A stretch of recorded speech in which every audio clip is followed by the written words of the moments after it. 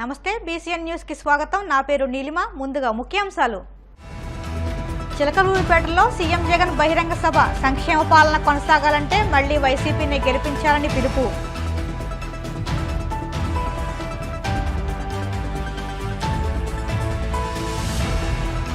పెద్దాపురం నియోజకవర్గంలో కూటమి ప్రచార బైక్ ర్యాలీ। రాష్ట్ర అభివృద్ధికి కూటమిని గెలిపించాలని విజ్ఞప్తి।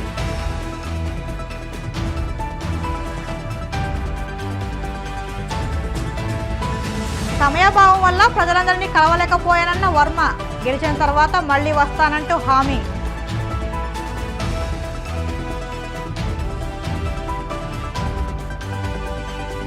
పాలకోడేరు మండలంలో కలవపూడి శివ ప్రచారం। ఓట్లు వేసి భారీ మెజార్టీతో గెలిపించాలంటూ పిలుపు।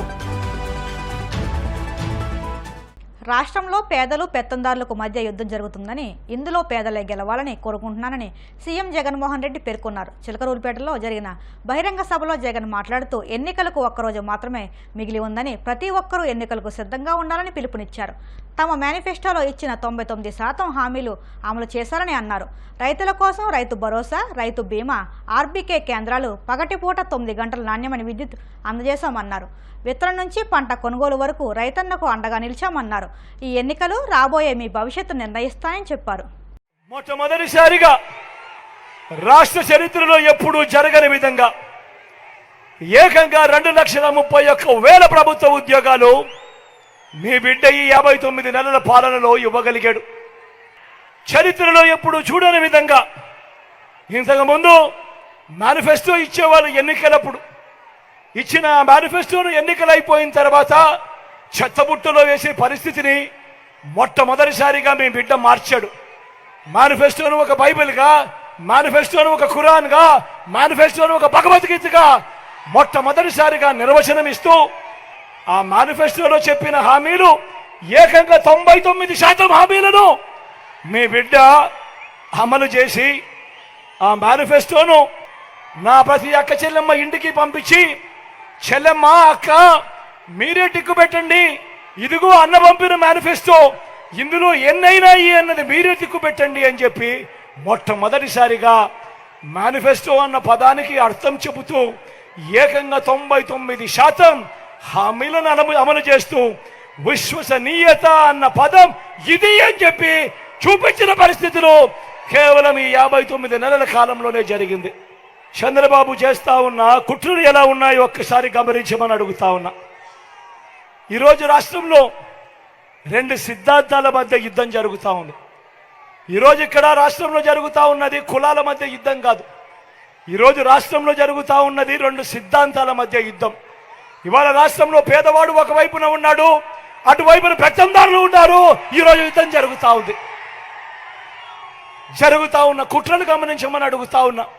అవ్వా తాతలకు 2 నెలల కిందటి వరకు ఆ అవ్వా తాతలకు నేరుగా ఇంటికే వచ్చి ఇచ్చే పెన్షన్, ఆ పెన్షన్ను కుట్రపూరితంగా ఎక్కడ మీ బిడ్డకు మంచి పేరు వస్తుందేమో అని వాలంటీర్లు అవ్వా తాతల ఇంటికి వెళ్లకుండా కుట్రలు చేసి ఏకంగా ఆపించి అవ్వా తాతలను ఉసిరు తగిలించుకుంటా ఉన్నారు ఈరోజు చంద్రబాబు। చేస్తా ఉన్న కుట్రలు చూడమని అడుగుతా ఉన్నా। ఏ ప్రభుత్వమైనా కానీ 60 నెలల కోసం ఎన్నుకుంటారు, అలాంటి మన ప్రభుత్వాన్ని 57 నెలలకే మన ప్రభుత్వాన్ని గొంతు పట్టుకొని పిసికే కార్యక్రమాలు చేస్తూ ఉన్నారు। మీ బిడ్డ ఏదైతే నా అక్క చెల్లెమ్మల కుటుంబాల కోసం బటన్లు నొక్కాడో ఆ బటన్లు నొక్కిన సొమ్మును మీ బిడ్డ ఆ అక్క చెల్లెమ్మలకు ఇవ్వకుండా ఏకంగా ఢిల్లీ పెద్దలతో కుట్రలు చేసి ఏకంగా అడ్డుకుంటా ఉన్నారు। ఈ డబ్బులంతా కూడా ఎన్నికలు అయిపోయాక ఇస్తారట, 14వ తారీఖు ఇస్తారట। కుట్ర కాదా ఇది అని అడుగుతా ఉన్నాడు మీ బిడ్డ।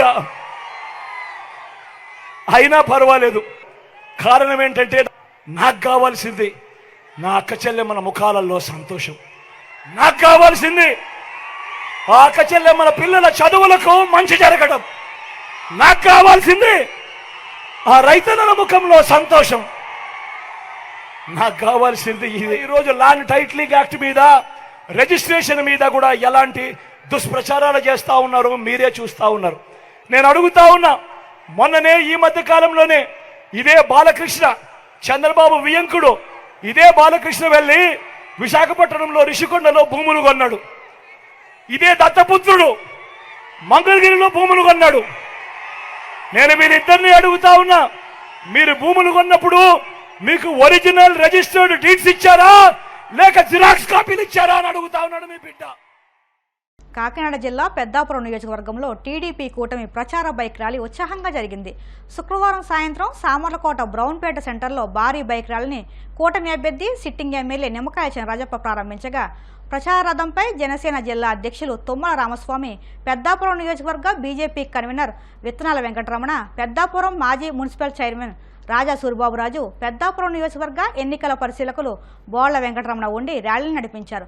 తొలుత బ్రౌన్పేట సెంటర్ నుంచి కొంత దూరం ఎమ్మెల్యే రాజప్ప పాదయాత్ర చేపట్టి తదుపరి ప్రచారార్థం ఎక్కి ప్రజలకు అభివాదం చేస్తూ ర్యాలీని కొనసాగించారు. ఈ బైక్ ర్యాలీలో అధిక సంఖ్యలో నియోజకవర్గ పరిధిలోని కూటమి పార్టీల నాయకులు, కార్యకర్తలు, అభిమానులు పాల్గొన్నారు.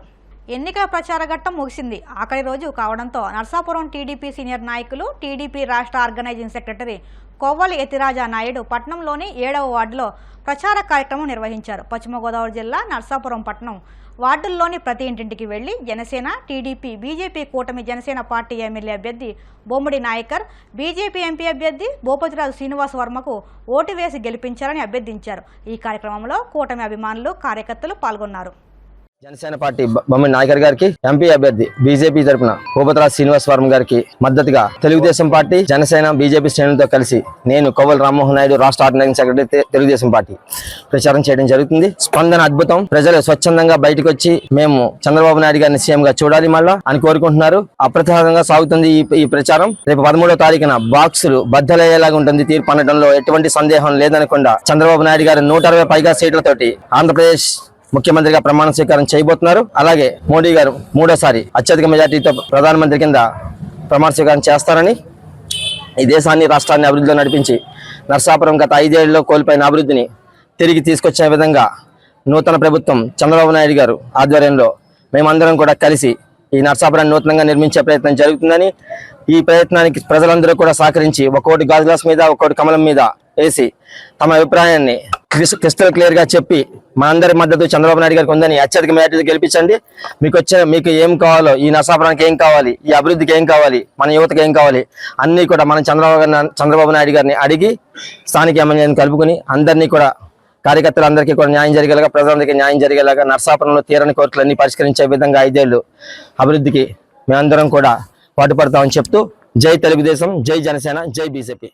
నియోజకవర్గ వ్యాప్తంగా ఎక్కడ చూసిన ఈ 5 సంవత్సరాల కాలంలో పాలన పడకేసిందని, డ్రైనేజీలు, రోడ్లు అస్తవ్యస్తంగా ఉన్నాయని ఉండి నియోజకవర్గ స్వతంత్ర ఎమ్మెల్యే అభ్యర్థి కలవపూడి శివ అన్నారు. ఎన్నికల ప్రచారంలో భాగంగా పశ్చిమ గోదావరి జిల్లా పాలకోడేరు మండలం కుముదవల్లి, విస్సాకోడేరు గ్రామాల్లో ఎన్నికల ప్రచారం నిర్వహించారు. గ్రామాల్లో ఉన్న సమస్యల పట్ల తనకు పూర్తి అవగాహన ఉందని, గత 10 సంవత్సరాలు ఎమ్మెల్యేగా చేసిన అనుభవంతో గ్రామాలన్నీ సంపూర్ణ అభివృద్ధి చేస్తానని శివ అన్నారు. ఈ కార్యక్రమంలో భూపతిరాజు శ్రీనివాసరాజు, క్రొవిడి దుర్గా, భూపతిరాజు వెంకట సుబ్బరాజు, సుబ్రహ్మణ్యం, మంతిన రవిరాజు, పెనుమత్స శ్రీనివాసరాజు, మంతిన వెంకట సత్యనారాయణరాజు, కడిదిండి కిట్ట, బొడ్డు యేసురత్నం, పాముల నరసింహారావు, పోలిశెట్టి వీరాస్వామి, మన్నె మహంకాళి తదితరులు పాల్గొన్నారు.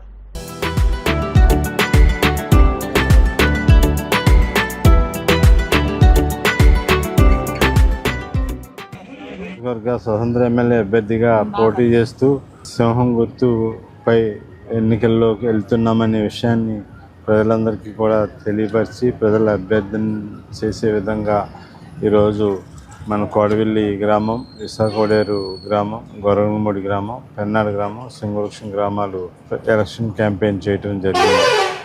ఈ గ్రామాల్లోని ప్రజలందరూ కూడా బాగా పాజిటివ్గా రిసీవ్ చేసుకున్నారు. అందరూ కూడా ఆశీస్సులు ఇవ్వడానికి సంసిద్ధులై ఉన్నారు. మన కోడవిల్లి గ్రామం చూసినట్లయితే, కోడవిల్లి గ్రామంలో మనం గతంలో సీసీ రోడ్ల నిర్మాణం బాగా చేసి లో వోల్టేజ్, అదేవిధంగా ఎలక్ట్రిఫికేషన్ ఇష్యూస్ని షార్ట్అవుట్ చేయగలిగాం. అట్లాగే డ్రింకింగ్ వాటర్ ఇష్యూని కొంత షార్ట్అవుట్ చేసాం. ఇంకా అయినా కానీ కోడవిల్లి గ్రామంలో కొంత డ్రింకింగ్ ఇష్యూస్ ఉన్నాయి. అట్లాగే డ్రైనేజీ సమస్య ఉన్నాయి. సీసీ రోడ్లు వేసాం కాబట్టి ఇప్పుడు అక్కడ డ్రైన్లు కూడా నిర్మాణం చేయాల్సిన అవసరం ఉంది. ఇది ప్రజలందరూ కూడా కోరుకుంటున్నారు. ఖచ్చితంగా అవి చేయగలుగుతాం. అటు విశాఖోడేరులో కూడా మనం మంచినీటి సమస్యని తీర్చి ఆ గ్రామాన్ని భవిష్యత్తులో ఇంకా జనాభా పెరిగిన అవసరాలు తీరే విధంగా చూడాలి. కొన్ని కాలనీల్లో మ్యాక్సిమం సీసీ రోడ్లు వేస్తాం. అక్కడక్కడ ఏదైతే డ్రైనేజీ ఇష్యూస్ కూడా ఉన్నాయి. ఏదైనా విశాఖపడేరు గ్రామాన్ని బాగా చేస్తాం. ఇంకా ఇప్పుడు కూడా బాగానే అభివృద్ధి అయింది. ఇంకా బాగా అభివృద్ధి చేయాలంటే అక్కడ వేకా సెక్షన్స్కి హౌసింగ్ ఒకటి ఉంది, అట్లాగే డ్రైనేజీ ఇష్యూ ఉంది, డ్రింకింగ్ వాటర్ ఇష్యూస్ ఉన్నాయి.